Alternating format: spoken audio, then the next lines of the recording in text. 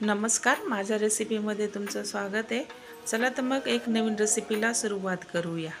इथं मी गॅसवरती पाणी गरम ठेवलेलं होतं।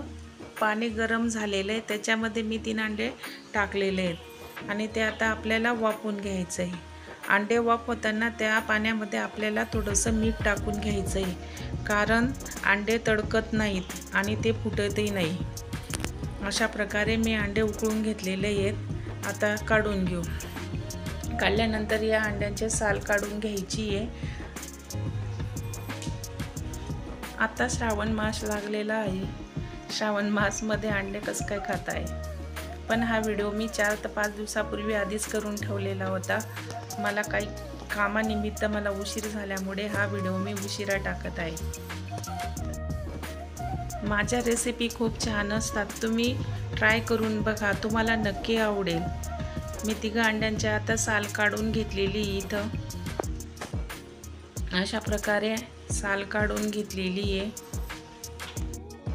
मी तुम्हाला पुढच्या रेसिपीमध्ये अंडा राईस दाखवणार आहेत कसं बनवतात। आता अंडे सोलून झालेले आहेत, त्यांना अशा चिरा मारून घ्यायचे, 2 भाग करून घ्यायचे 3 अंड्यांचे। श्रावण मास संपल्यानंतर तुम्हाला मी अंडा राईस कसा बनवतात ते तुम्हाला मी दाखवणार आहे। अशाच रेसिपी बघण्यासाठी सर्वच फीस्ट या चॅनलला सबस्क्राईब नक्की करा। अशा प्रकारे 2 भाग करून घेतलेले अंड्याचे। आता गॅस चालू करून त्यावरती तवा ठेवलेला आहे आणि त्याच्यावरती मी 1 पळीभर तेल टाकलेलं आहे। तेल व्यवस्थित तव्यावरती पसरून घ्यायचं आहे।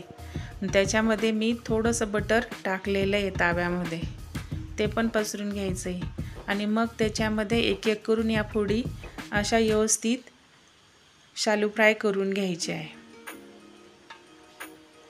अशा पद्धतीने एक एक फोडी व्यवस्थित फ्राय करून घ्यायचे आहेत।